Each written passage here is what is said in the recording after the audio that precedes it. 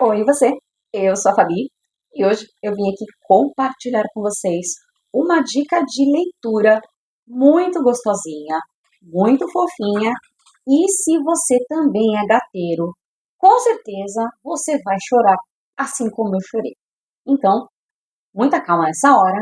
O livro de hoje é de uma autora que eu não conhecia. Na verdade, ele foi emprestado de uma aluna minha. E o nome da autora é Hiro Arikawa. E o livro de hoje é Relatos de um Gato Viajante. E consta que foram mais de 400 mil exemplares vendidos no Japão. E é sobre ele que eu vou falar hoje. E como eu falei, se você gosta de animais, com certeza você também vai se derreter por essa história. Essa história é muito bonitinha. Ela se passa num período de 5 anos e conta a história de um gato de rua. E esse gato, até então, não tinha nome. E ele sempre dormia em cima de uma van prata. Até que um dia, enquanto ele dormia, ele percebeu que tinha alguém de olho nele. E quando ele abriu os olhos, tinha um cara, que era o Satoru. E aí, a partir desse primeiro dia, desse primeiro encontro, ele começou a receber a visita desse cara, do Satoru. E quase todos os dias ele começou a perceber que esse Satoru deixava um punhadinho de comida para gato debaixo do carro onde ele ficava. É claro que eu separei diversos trechos para dividir com vocês, e o primeiro deles narra justamente esse trecho desse primeiro encontro. E aí diz o seguinte: um homem magricelo e alto me observava dormir sorridente. Você dorme sempre aqui? Durmo? Algum problema? Você é muito bonitinho. Pois é, ouço bastante isso. Posso te fazer um carinho? Com o movimento da pata, afastei a mão do homem que fez um bico chateado. Ué, você também ficaria incomodado se alguém viesse querendo mexer em você no meio do seu sono, não ficaria? De graça não vai rolar, é?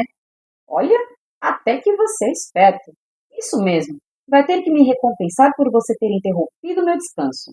Aí, o Satoru pega, dá um pedacinho do frango que ele tinha no sanduíche dele, e a partir daí, o gato deixa ele se aproximar um pouco mais.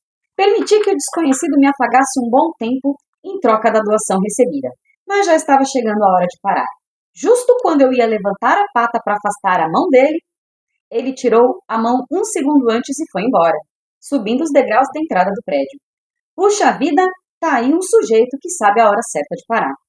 E foi assim que nos conhecemos, mas ainda levou um tempo até ele me dar meu nome. Daquele dia em diante, todas as noites eu encontrava debaixo da van prata aquela comida que faz croque-croque. Sempre um punhado, na proporção de uma mão humana, atrás do pneu traseiro. O suficiente para uma refeição de gato. Era aquele homem que tinha desaparecido dentro do prédio quem me trazia comida à noite. Quando ele me encontrava por ali, eu o recompensava, deixando que brincasse um pouco comigo. Mas mesmo que eu não estivesse, ele deixava respeitosamente sua oferenda. E aí, deu para perceber que o livro ele é narrado principalmente do ponto de vista do gato. No entanto, ele também vai apresentando capítulos onde a perspectiva é de outros personagens. Então, à medida que esses personagens vão aparecendo, a história vai se mesclando tanto na visão do gato quanto na visão das outras pessoas. E aí, depois desse primeiro encontro, o gato continua na rua até que um dia ele acaba sendo atropelado. E aí ele começa a miar desesperadamente. E quem aparece para salvar ele? O Satoru. E aí o Satoru levou ele para o veterinário, cuidou dele na casa dele. E aí ele percebeu que o gato já estava querendo ir embora, já estava querendo tomar o rumo dele. E aí ele demonstrou que ficou chateado, né? Porque afinal de contas, com aquele tempo todo cuidando do gatinho, ele acabou se afeiçoando. Quem nunca, né? Percebendo isso e vendo que, afinal de contas, ele não tinha nada a perder e o cara era tão legal que ele resolveu ficar. E aí ele resolve dar um nome para o gato de Nana, que é 7 em japonês, já que o rabo do gato faz um formato de 7. E esse gato lembra muito um gato que ele teve quando ele era criança, que tinha um símbolo de 8 na testa, que em japonês era Hachi. E aí, provavelmente, você também vai lembrar do Hachiko, daquele filme lá sempre ao seu lado. Pois é. E aí ele acaba se afeiçoando com o gatinho e o gatinho acaba se acostumando com o nome mesmo que ele não tenha gostado muito. E aí é muito legal essa parte porque ele fala justamente sobre isso. Vai morar aqui? Vou, mas vamos sair para dar uma volta de vez em quando, tá? E foi assim que me tornei o gato de Satoru. Quando eu era criança, eu tinha um gato igualzinho a você. Satoru pegou um álbum de fotos no armário e me mostrou. Olha só, era o álbum inteiro só de fotos do mesmo gato. Ah, já saquei tudo. Os humanos que fazem esse tipo de coisa são os tais gateiros. O gato das fotos realmente se parecia comigo. Tinha o pelo quase todo branco, com exceção de duas manchinhas marrons na testa e o rabo preto e torto. A única diferença era que o rabo dele virava para o outro lado. Até as manchas no rosto eram idênticas.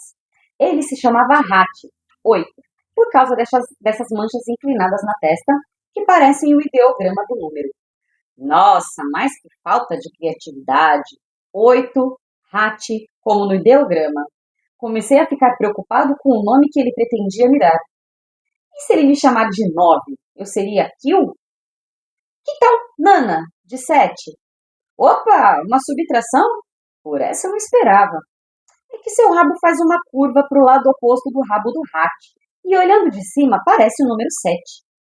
Ah, então a coisa tinha a ver com o meu rabo. Ei, espera aí. Nana não é nome de menina? Eu sou um macho autêntico, viu? Como é que fica isso? É um bom nome, hein, Nana? 7 é o número da sorte. Miei bem alto. Ei, me ouve! Mas Satoru só afagou o meu queixo, sorrindo satisfeito. Achou legal também? Não, mas, poxa, perguntar enquanto me faz carinho é sacanagem. Foi só me distrair um pouco e dar uma ronronadinha que Satoru se animou. Que bom que você gostou! Não, eu odiei! Acabei nunca tendo a oportunidade de esclarecer o mal-entendido. O cara não parava com os cafunés. Então, esse ficou sendo o meu nome.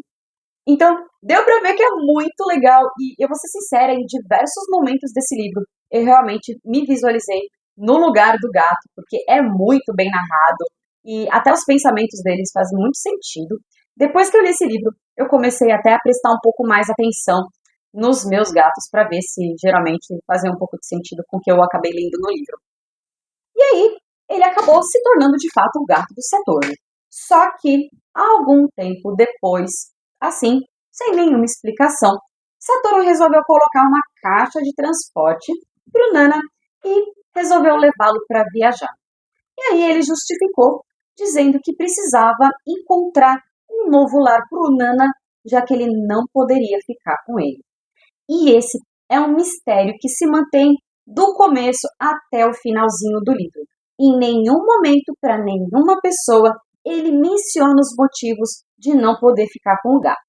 No entanto, é muito legal porque essa história ela se passa tanto no momento presente, enquanto o Satoru está buscando um novo lar para o gato dele, e vai também trazendo diversas histórias do passado, da juventude, da infância do Satoru. E aí, na primeira casa do primeiro amigo que ele procurou para ficar com o gato dele, era o Kosuke, que no momento estava separado da esposa, e aí, no momento, o Satoru até tinha a ideia de que um gatinho, que ela gostava tanto de gatos, pudesse ser uma possível razão para ela voltar. No entanto, eles começam então, a partir daí, a se lembrar de quando os dois juntos encontraram o Hachi, o primeiro gatinho do Satoru. E aí, eles acabam concordando que ali acaba tendo muita história, uma certa mágoa, porque eles vão revirando o passado, então muitas feridas vão sendo abertas, muitas coisas vão sendo reveladas sobre a história de cada um dos personagens e como elas se entrelaçam, e é muito interessante. E o Satoru, ele acabou perdendo os pais num acidente de carro quando ele ainda era criança. E a partir daí, ele foi criado pela sua tia e precisou mudar de cidade, já que ela era uma juíza e volta e meia precisava se mudar por causa do trabalho. No entanto, durante muitas partes do livro, as pessoas julgam que o fato do Satoru ter perdido os pais, ele teve uma vida infeliz. E é justamente isso que ele mostra que não aconteceu. que mesmo pessoas que têm pai e mãe vivos, às vezes acabam tendo uma vida mais infeliz do que ele, que foi criado pela tia, conseguiu fazer amizade em diversos locais que ele cresceu. Tanto que no momento justamente onde ele conversava com esse primeiro amigo, que tinha os pais, só que a relação dele com os pais era muito difícil, porque o pai dele era uma pessoa até um tanto cruel, tem uma passagem que diz o seguinte: o que eu fiz para merecer um pai assim? Já tinha perdido a conta de quantas vezes pensara isso desde criança. Desde aquele dia em que, mesmo tendo recusado a ajuda a Satoru quando ele mais precisava, o pai fora se despedir dele de cara lavada. Depois disso, minha esposa voltou para a casa dos pais. A família dela também ficou furiosa. Eu nem tive como me explicar. O pai dele, porém, nem se abalou. Disse apenas que essas mocinhas de hoje em dia são muito sensíveis. Às vezes, chego a torcer para que ele morra logo, comentou Kosuke, como se pensasse alto, mas ao se dar conta do que acabara de dizer, apressou-se em pedir desculpas. Será que essa insensibilidade era herança do pai? Mas Satoru riu e disse que não se preocupasse. A relação entre pais e filhos é diferente em cada família. Eu nunca quis que meus pais morressem, é claro, mas isso é porque a gente se dava bem. Não sei como eu me sentiria se eles fossem diferentes. Não é à toa que dizem que a pior coisa são relações de sangue que azedam. Como Kosuke continuava se sentindo culpado, Satoru deu um sorriso maldoso e brincou. Se fosse eu no seu lugar, também não sei se conseguiria gostar do meu pai. Kosuke riu ao tentar imaginar a proposição absurda. Acho que algumas pessoas no mundo não deveriam ter filhos, prosseguiu Satoru. O amor entre pais e filhos não é uma coisa garantida. Era surpreendente ouvir isso de um amigo que tinha perdido tão cedo os pais que tanto amava. E aí, depois que essa primeira visita não deu certo com o Kosuke ficar com o Nana, o Satoru começa a visitar outras pessoas em lados bem diferentes do país. E aí é muito interessante porque eles vão passando por diversas paisagens e sempre no ponto de vista do gato é bem interessante quando ele vê, por exemplo, o mar, o Monte Fuji, a percepção que o gato tem. Então, como eu falei, como deu para perceber, vem muitas histórias, as histórias se entrelaçam e não vou dar mais spoilers, mas como deu para ver, eles foram visitar outras pessoas porque uma não deu certo por um motivo X, foi para outro que não deu certo por motivo Y, e nesse caminho todo, tanto a percepção do Satoru sobre a situação que está acontecendo, quanto a do gato, é muito interessante como em muitos momentos eles acabam pensando a mesma coisa.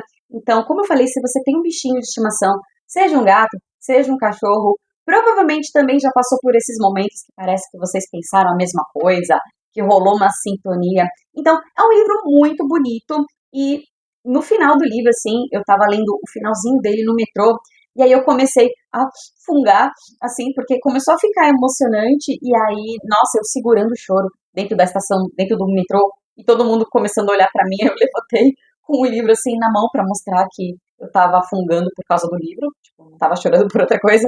Saí do metrô até um pouco constrangida, mas não teve como, realmente foi bem emocionante, tanto que assim que eu cheguei em casa, já que já estava dividindo essa história com meu marido e fiz questão de ler para ele esse finalzinho, porque foi um livro realmente muito bonito e eu super recomendo para você que gosta de livros com animais protagonistas.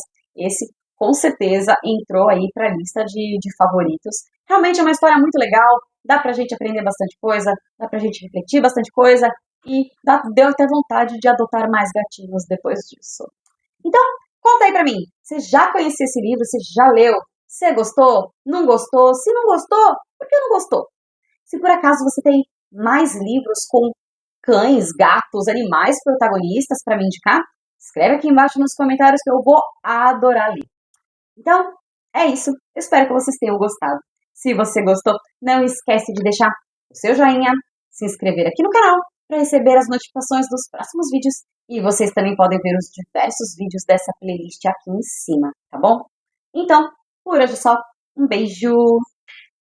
Tchau, tchau.